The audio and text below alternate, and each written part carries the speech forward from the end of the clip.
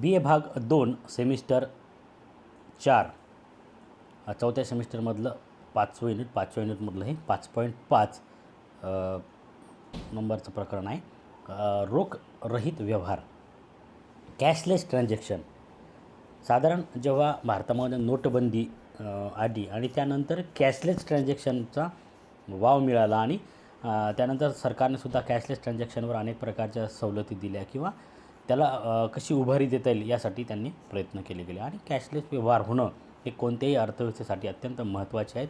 यामुळं बँकाची पतनिर्मिती जास्त प्रमाणात होते आणि आर्थिक व्यवहारसुद्धा वेगवान होतात. त्यामुळे अनेक फायदे या रोखरहित व्यवहारांचे सांगितले जातात. तर रोखरहित व्यवहार म्हणजे काय हे पहिले आपल्याला अभ्यासणे अत्यंत आवश्यक आहे.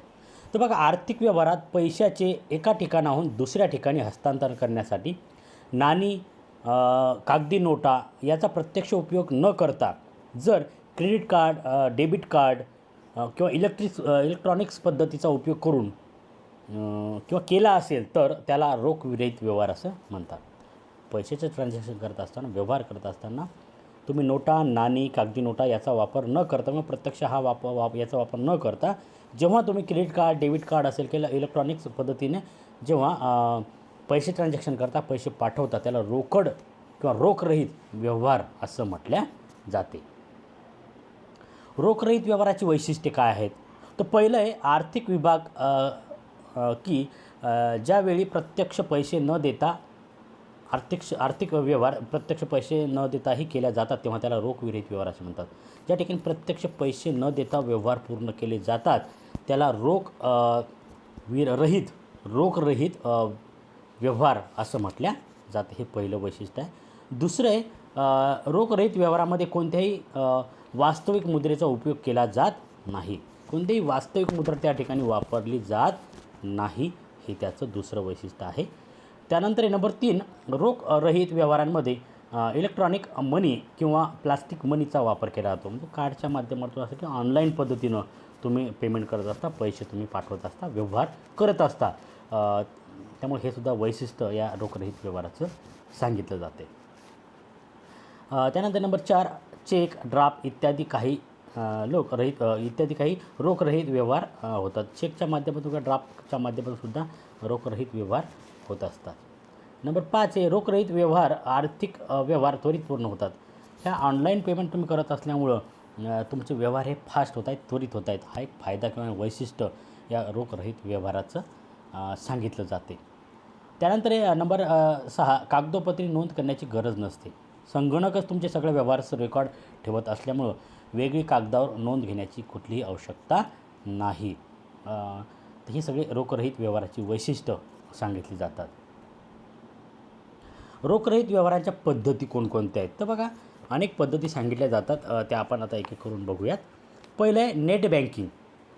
तर बघा, नेट बँकिंग म्हणजे काय? बँक आपल्या ग्राहकांना नेट बँकिंगची सुविधा उपलब्ध करून देत असते.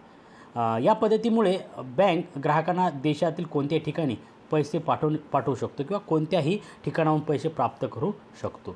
या पद्धतीचा वापर करण्यासाठी ग्राहकांजवळ इंटरनेटची सोय असणे अत्यंत आवश्यक आहे. त्याला नेट बँकिंग असं म्हटल्या जाते. त्यानंतर रोखरहित व्यवहाराच्या पद्धतीचा पुढचा प्रकार आहे किंवा पद्धत आहे चेक.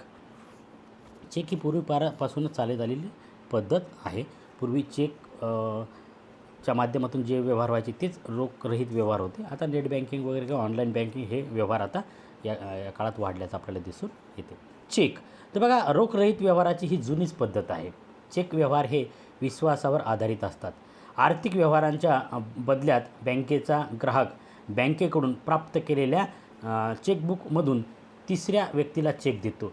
ज्या व्यक्तीला चेक मिळाला आहे ती व्यक्ती आपल्या बँकेच्या खात्यात हा चेक जमा करते.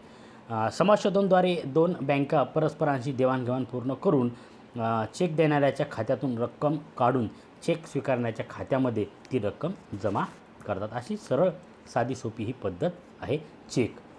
त्यानंतर डिमांड ड्राफ्ट, ज्याला DD म्हणतो आपण.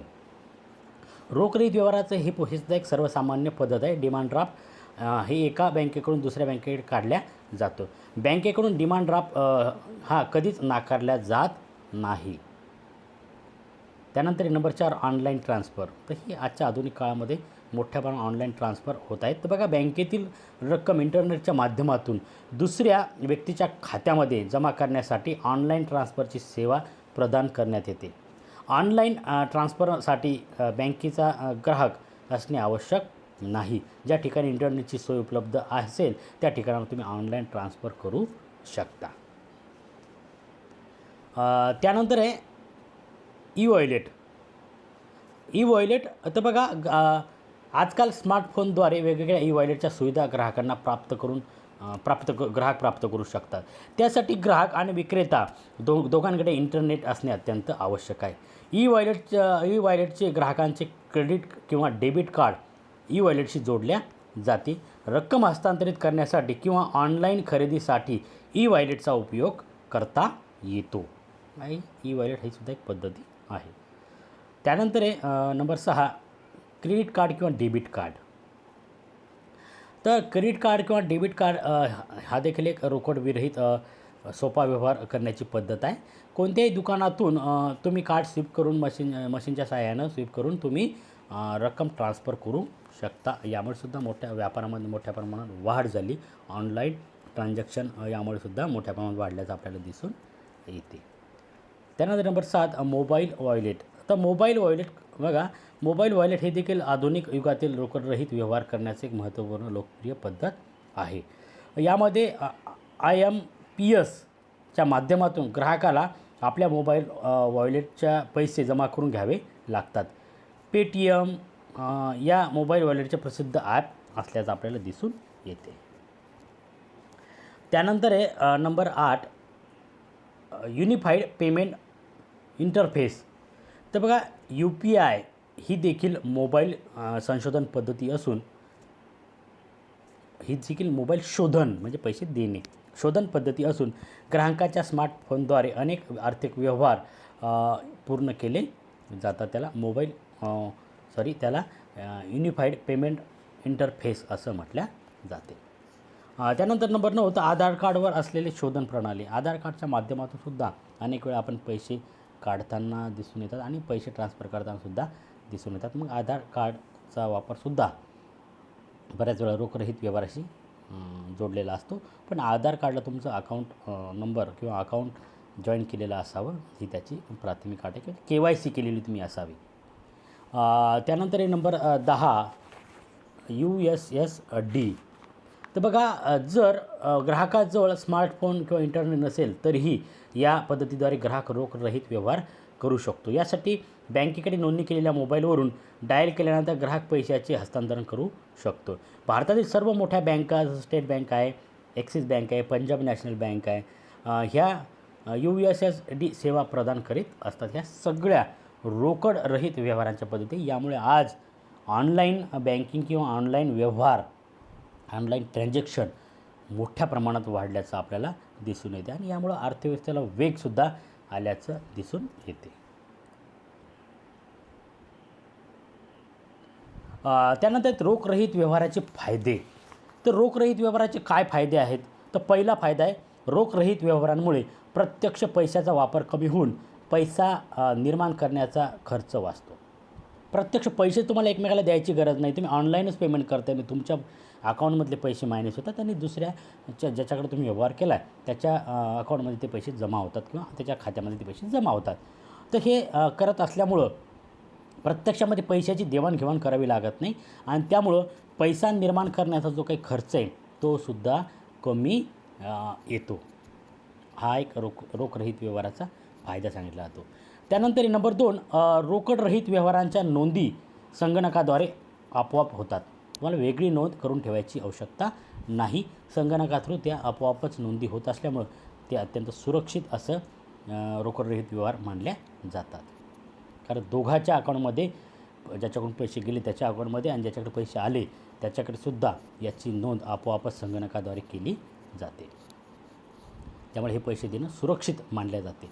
त्यानंतर नंबर 3 ग्राहकांच्या तसेच विक्रेत्यांच्या आर्थिक व्यवहारामध्ये शिस्त निर्माण झाली. शिस्त झाली कारण हे व्यवहार सगळे आपण ज्याला म्हणतो की याच्यामध्ये कोणत्याही प्रकारचं फ्रॉड तुम्ही करू शकत नाही. जर पेमेंट घेतलं असेल तर घेतलंच.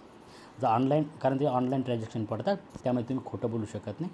या व्यवहारांमध्ये शिस्त असते, पारदर्शकपणा असतो. हा सुद्धा फायदा या रोखरहित व्यवहाराचा सांगितला जातो. त्यानंतर नंबर 4, प्रवास किंवा अन्य ठिकाणी पैसे जवळ बाळगण्याची गरज नाही. तुम्ही कॅशलेस किंवा रोखरहित व्यवहार करत असल्यामुळं जवळ पैसे बाळगण्याची गरज नाही. ते ऑनलाईन बँकिंगच्या माध्यमातून, डेबिट कार्डच्या माध्यमातून, क्रेडिट कार्डच्या माध्यमातून तुम्ही पैसे ट्रान्सफर करू शकता. आणि त्यामुळं हा धोका, जो पैसे जवळ बाळगण्याचा जो काही धोका होता, तो सुद्धा कमी झाल्याचा आपल्याला दिसून येतो. त्यानंतर नंबर 5, आर्थिक व्यवहाराची गतिमानता.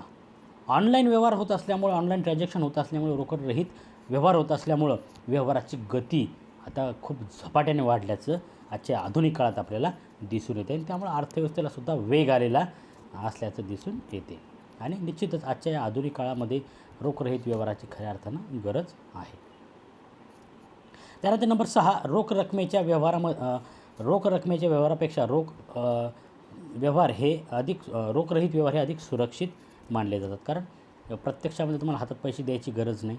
ऑनलाईन ट्रान्झॅक्ट केले असल्यामुळे त्यात कोणताही घोटाळा किंवा कोणतीही गडबड, कोणतेही फ्रॉड आपण ज्याला म्हणतो, हे होण्याची शक्यता नाही. त्यामुळे अत्यंत सुरक्षित व्यवहार मानले जातात.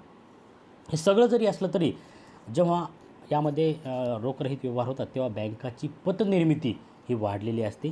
कारण आज बँकाची पतनिर्मिती, जेव्हा तुम्ही जर हातात पैसे घेत असाल किंवा रोख पैसे बाळगत असाल, तर बँकाची पतनिर्मिती कमी झालेली असते. पण तुम्ही जेवढे रोखरहित व्यवहार कराल, तेवढी बँकाची पतनिर्मिती ही वाढलेली असते. आणि त्यामुळं देशाच्या अर्थव्यवस्थेलासुद्धा वेग आल्याचं दिसून येते.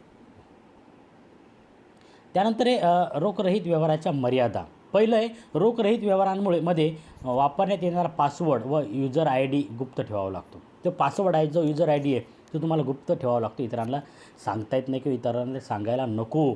कारण जर इतरांना माहीत झाला तर त्यामध्ये गडबड किंवा फ्रॉड होण्याची शक्यता नाकारता येत नाही. त्यानंतर नंबर 2, जास्तीत जास्त रोख व्यवहार स्मार्टफोनद्वारे केले जातात.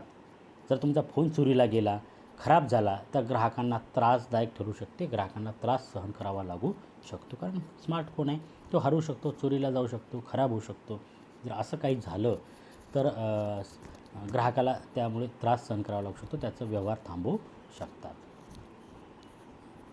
त्यानंतर नंबर 3, व्यवहार थांबवू शकतात आणि त्यांना बँकेत जाऊन तक्रार द्यावी लागेल, तरच त्याचा जो गैरवापर आहे तो थांबणार आहे किंवा त्याचा कोणीही गैरवापर करू शकणार नाही. कारण तुम्ही जर बँकेकडे तशी रीतसर सूचना बँकेला दिली किंवा त्याची कंप्लेंट जर तुम्ही केली, तर तुमचं अकाउंट ते ब्लॉक करतात आणि तुमचा कोणताही धोका त्यामुळे होणार नाही. पण तरीसुद्धा तुमचा मोबाईल खराब झाला, हरवला किंवा चोरीला गेला, तर तुम्हाला त्रास सहन करावा लागू शकतो. ही रोखरहित व्यवहाराची मर्यादा सांगितली जाते. त्यात नंबर 3, भारतीय नागरिकांमध्ये इंटरनेट, स्मार्टफोनचा वापर करून आर्थिक व्यवहार करण्याचे प्रमाण आजही कमी आहे. कारण ग्रामीण भागात आपण पाहतो की जे ऑनलाईन व्यवहार करायचे असेल, तर इंटरनेटची व्यवस्था असणे आवश्यक आहे. आणि आज ग्रामीण भागामध्ये बऱ्याच ठिकाणी नेट उपलब्ध नाही आहे किंवा त्याची रेंज मिळत नाही. आणि त्यामुळे सुद्धा या रोखरहित व्यवहारावर मर्यादा आलेल्या आहेत. ह्या मर्यादा जरी असल्या तरी आजच्या आधुनिक युगामध्ये जे रोखरहित व्यवहार ही काळाची गरज झालेली आहे. आणि भारताने सुद्धा बऱ्यापैकी याचा स्वीकार केल्याचं आपल्याला दिसून येते. आणि देशातील अर्थव्यवस्थेला गती आणायची असेल, गती द्यायची असेल, तर रोखरहित व्यवहारांशिवाय पर्याय नाही. निश्चितच यामुळे देशाच्या अर्थव्यवस्थेला एक चालना मिळणार आहे. ही बाब नाकारता येत नाही. आणि येणाऱ्या काळात हे रोखरहित व्यवहार एक मोठ्या आयामावर जाऊन पोहोचतील, यात अजिबात शंका नाही. अशा प्रकारे आपलं 5.5 हे प्रकरण या ठिकाणी संपलं.